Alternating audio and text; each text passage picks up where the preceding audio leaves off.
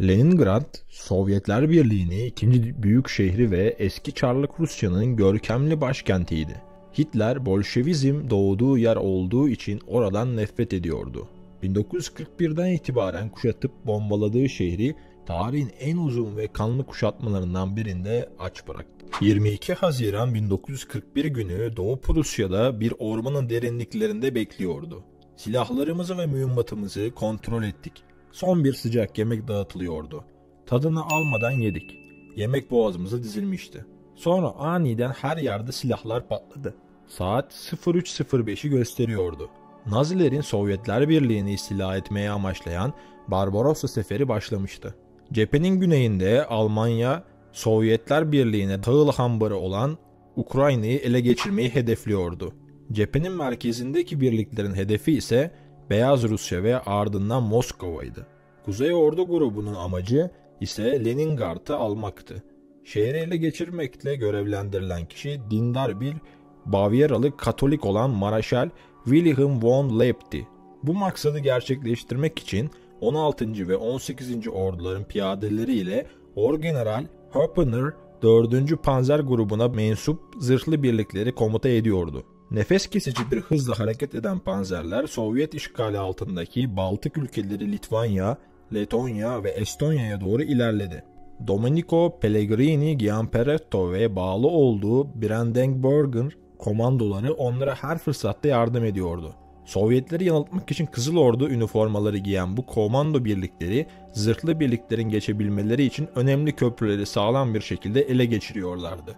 2 haftadan biraz daha uzun bir süre içinde Almanlar Piskov'daki Stalin hattı tahkimatlarını aşmış ve bir hafta sonra da Luga Nehri'nin doğusuna geçerek köprübaşı oluşturmuşlardı. Şaşırtıcı bir şekilde Almanlar işgalin başlamasından sonra geçen süre içinde yaklaşık 1000 kilometre ilerlemişti ve Leningrad sadece 97 kilometre uzaklıktaydı. Paniğe kapılan komünist yetkililer harekete geçti. Leningrad'da yaklaşık 4 milyonluk nüfusunun yarım milyondan fazlası aralarında erkekler, kadınlar ve çocuklar olacak şekilde çepeçevre savunma çemberleri oluşturmak üzere şehir dışına çıkarıldı. Kitlesel emeğin şaşırtıcı bir başarısı olarak yaklaşık 1000 kilometre toprak set oluşturan bu insanlar aynı zamanda 640 kilometre tank savar hendeyi kazdı. Buna ilaveten neredeyse bir o kadar dikenli tel döşeyip 5000 tane korugan inşa ettiler. 8 Eylül pazartesi günü Almanlar Şeklikserburg'u ele geçirdi. Bu hamleyle artık Leningrad'ın önü kesilmişti. Panzerler Moskova'ya yapılacak harekatı desteklemek üzere güneye yönlendirilirken üst düzey bir Nazi yetkilisi olan Dr. Werner Koppen şunları yazıyordu. Leningrad'ın dışarısıyla irtibatı kesilecek, vurulup parça parça edilecek ve insanlar açlıktan ölecek.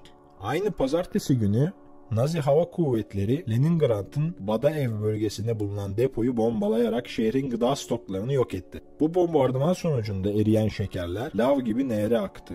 3 gün sonra Orgeneral Georgi Zyakov komutayı devralmak üzere şehre geldi. Bu arada şehrin etrafında bulunan Almanlar 1. Dünya Savaşı sırasında yapılanlara benzer bir kuşatmaya hazırlanırken siper, sığınak ve gözleme noktaları inşa etmeye başladılar. Şehirde yaşayan Vera Inberg telefonunu kullanmaya çalıştığında operatör ona savaş bitinceye kadar telefon bağlantısı kesilmiştir cevabını verdi. Aynı zamanda telefon kısıtlamasından başka tedbirler de alınmış ve bu kapsamda günlük ekmek istikakı fabrika işçileri için günde 500 grama, ofis personeli için 300 grama ve bunların bakmakla yükümlü oldukları kişiler için ise 250 grama düşürülmüştü. Genç bir anne olan Elena bu gelişmelerin ardından günlüğüne itiraf niteliğindeki şu cümleleri yazmıştı. Hayat tek bir şeye indirgenmişti. O da yiyecek avıydı. Bombardıman 17 Eylül günü 18 saat 33 dakika sürecek olan yoğun bir hazırlık ateşiyle başladı. Bu iş o günden itibaren bir rutine oturdu. Buna göre sabah 8'den 9'a, sonra 11'den öğlen 12'ye, daha sonra da 5'ten 6'ya ve en sonunda akşam 8'den 10'a kadar şehir bombalanıyordu. Bir Alman savaş esiri daha sonra Nürnberg mahkemesinde bu şekilde yapılan bombardıman mümkün olduğunca çok insanı öldürecekti şeklinde ifade edecekti. Luftwaffe da sık sık şehri bombalıyordu. Luftwaffe'ın bu bombardımanlarından biri 74 Marat Caddesi'ni harabeye çevirdi. Bombardımana şahit olan bir kişi şunları söyleyecek. Vera Potemkin enkazın altında kalmıştı. Yardım çığlıkları atıyor ve kurtarma ekibiyle birlikte olay yerinde bulunan babası çılgınca enkazı kaldırmaya başladı. Ama son kalaslarda kaldırıldığında kız ölmüştü. Kuşatmanın devam etmesine razı olan Hitler 22 Eylül'de genel bir emir yayınladı. Söz konusu emirde şu ifadeler yer alıyordu. Sovyet Rusya yenildikten sonra bu büyük şehrin gelecekte var olması için en ufak bir neden kalmayacaktı. Şehir abluka ve bombardıman yoluyla yerle bir edilecekti. Bu sırada kış bastırmaya başladı ve termometreler eksi 30 santigrat dereceye kadar düştü. Stepan Kuznetsov kışa ilişkin olarak 2 Kasım günü şunları kaydetmişti. Sıcaklık şu anda gerçekten düşüyor ve açlık sürekli bizimle beraber. O zamana kadar şehirde merkezi olarak pişirilen ekmeğin içinde daha önce sığır yemi olarak kullanılan pamuk tohumu yağından yapılan küspe, Ladoga Gölü'nde batan bir gemiden çıkarılan küflü tahıl ve tahıl ambarlarının yer süprüntüleri vardı. Elena Kochina, ekmekler artık yapış yapış ve nemli şeklinde not düşecekti.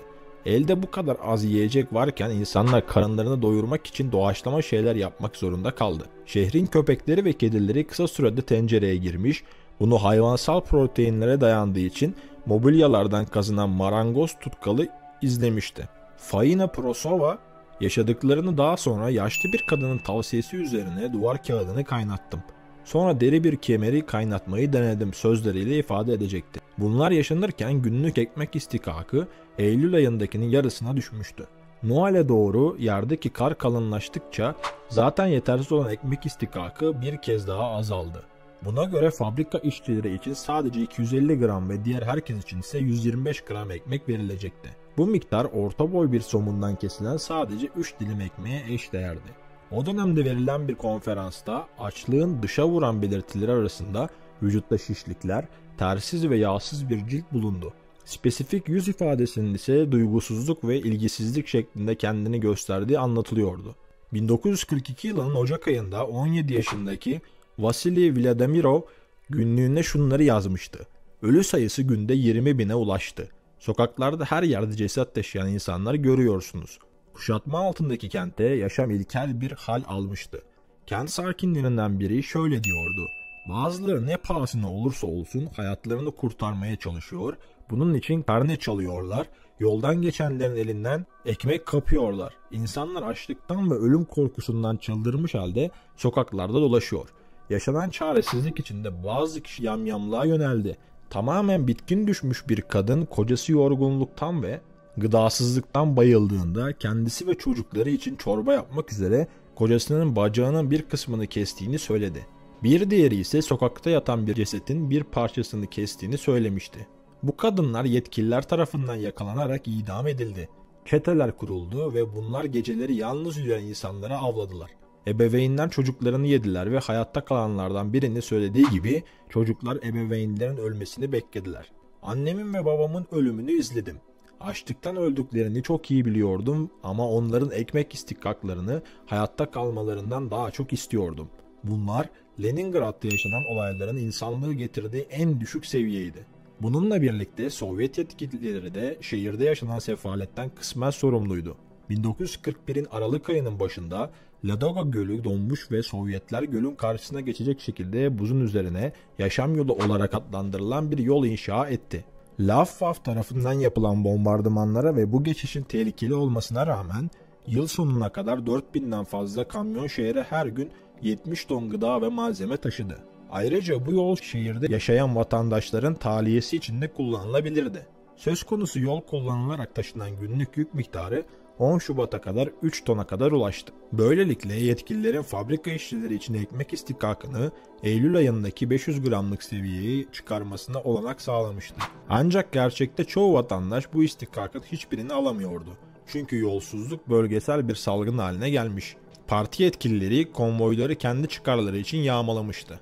Stalin ve yerel parti yöneticileri de şehri savunma iradeleri konusunda yanlış mesaj vereceği düşüncesiyle sivillerin tahliyesini geciktirdi. Bu karar binlerce insanın hayatına mal oldu. Ardından bir dizanteri salgını baş gösterdi ve zaten yetersiz beslenme nedeniyle ciddi şekilde zayıf düşmüş olan halk büyük gruplar halinde bu hastalığa yenik düştü.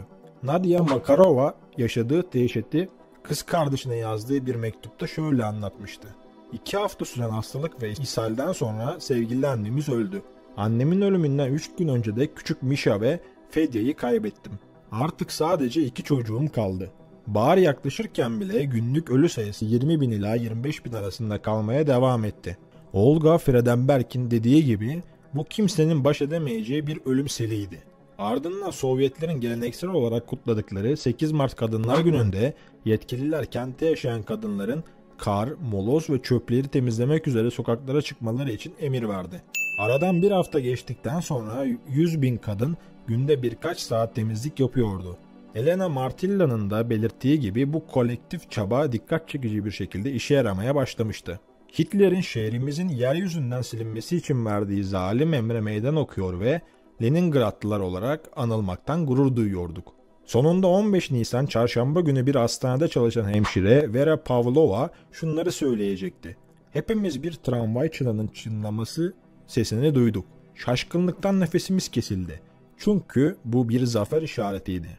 Diğer tarafta ise Alman siper hatlarında bulunan Gefreiten Falkenhorst aynı olay için Leningrad sokaklarında tramvay seslerini duyduğumda Hitler'e olan inancımı kaybetmeye başladım diyecekti. Kuşatma 1 milyon Leningrad'ın hayatını mal olacak ve ancak 27 Ocak 1944'te kaldırılacaktı.